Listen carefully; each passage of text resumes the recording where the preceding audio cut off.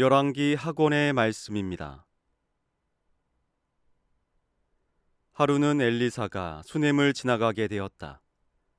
그런데 거기에 사는 한 부유한 여자가 엘리사에게 음식을 대접하게 해달라고 간청하였다. 그래서 엘리사는 그곳을 지날 때마다 그의 집에 들러 음식을 먹곤 하였다. 그 여자가 남편에게 말하였다. 여보, 우리 집에 늘 들르시는 이분은 하느님의 거룩한 사람이 틀림없습니다. 벽을 둘러친 작은 옥상방을 하나 꾸미고 침상과 식탁과 의자와 등잔을 놓아 드립시다. 그러면 그분이 우리에게 오실 때마다 그곳에 드실 수 있을 것입니다.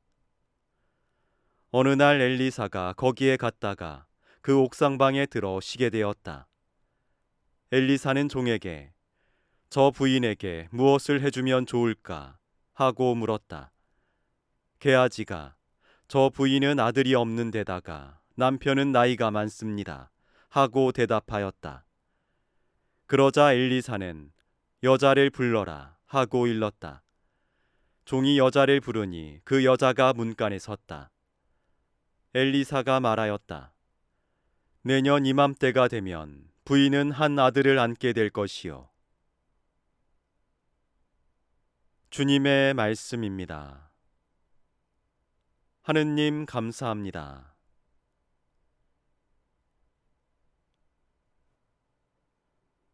사도 바오로의 로마서 말씀입니다. 형제 여러분, 그리스도 예수님과 하나 되는 세례를 받은 우리가 모두 그분의 죽음과 하나 되는 세례를 받았다는 사실을 여러분은 모릅니까? 과연 우리는 그분의 죽음과 하나 되는 세례를 통하여 그분과 함께 묻혔습니다. 그리하여 그리스도께서 아버지의 영광을 통하여 죽은 이들 가운데에서 되살아나신 것처럼 우리도 새로운 삶을 살아가게 되었습니다. 그래서 우리가 그리스도와 함께 죽었으니 그분과 함께 살리라고 우리는 믿습니다. 우리는 그리스도께서 죽은 이들 가운데에서 되살아나시어 다시는 돌아가시지 않으리라는 것을 압니다. 죽음은 더 이상 그분 위에 군림하지 못합니다.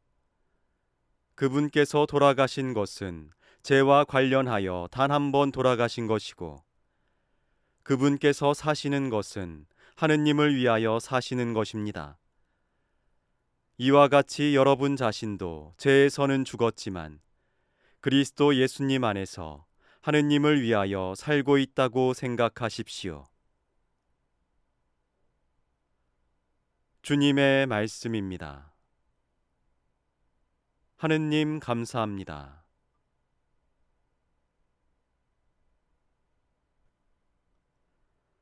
마테오가 전한 거룩한 복음입니다.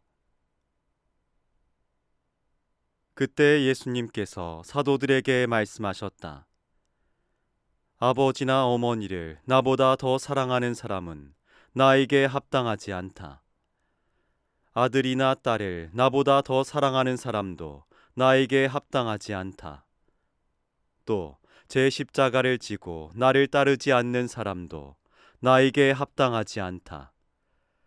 제 목숨을 얻으려는 사람은 목숨을 잃고 나 때문에 제 목숨을 잃는 사람은 목숨을 얻을 것이다. 너희를 받아들이는 이는 나를 받아들이는 사람이고 나를 받아들이는 이는 나를 보내신 분을 받아들이는 사람이다. 예언자를 예언자라서 받아들이는 이는 예언자가 받는 상을 받을 것이고 의인을 의인이라서 받아들이는 이는 의인이 받는 상을 받을 것이다. 내가 진실로 너희에게 말한다. 이 작은 이들 가운데 한 사람에게 그가 제자라서 시원한 물 한 잔이라도 마시게 하는 이는 자기가 받을 상을 결코 잃지 않을 것이다. 주님의 말씀입니다. 그리스도님 찬미합니다.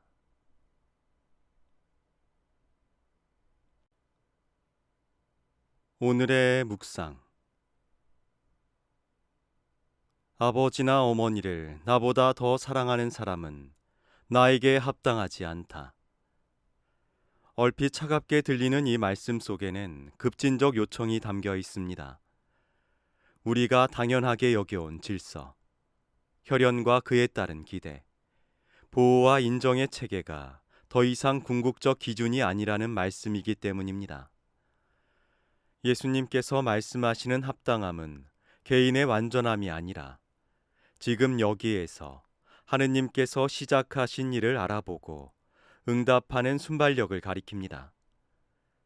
그 응답은 때로 가족의 시선과 어긋나기도 하죠.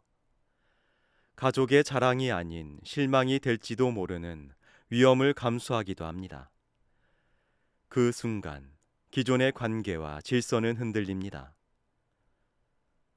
제 십자가를 지고 나를 따르지 않는 사람도 나에게 합당하지 않다. 십자가는 기존의 관계와 질서를 깨트리고 우리 마음과 생각을 흔드는 시험대가 될 것입니다. 사람들 사이에서 점점 자리를 잃어가는 느낌, 안전한 자리에 남아 있으려는 본능과 복음을 향하여 걸어가라는 부르심 사이의 갈등. 예수님께서는 그 상실감과 갈등을 피하지 말라고 이르십니다. 오히려 당당히 맞서라고 하십니다.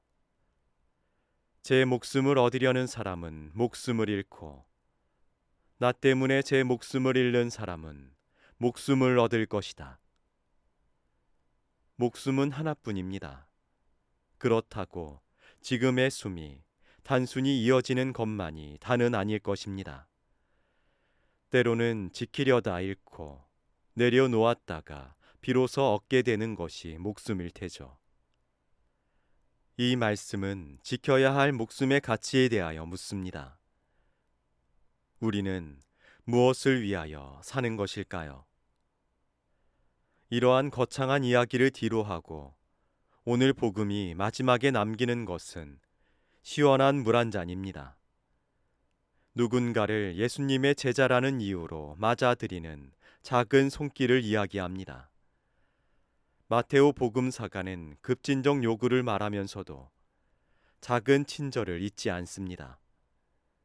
하느님 나라의 문은 물 한 잔의 배려 속에서도 열립니다.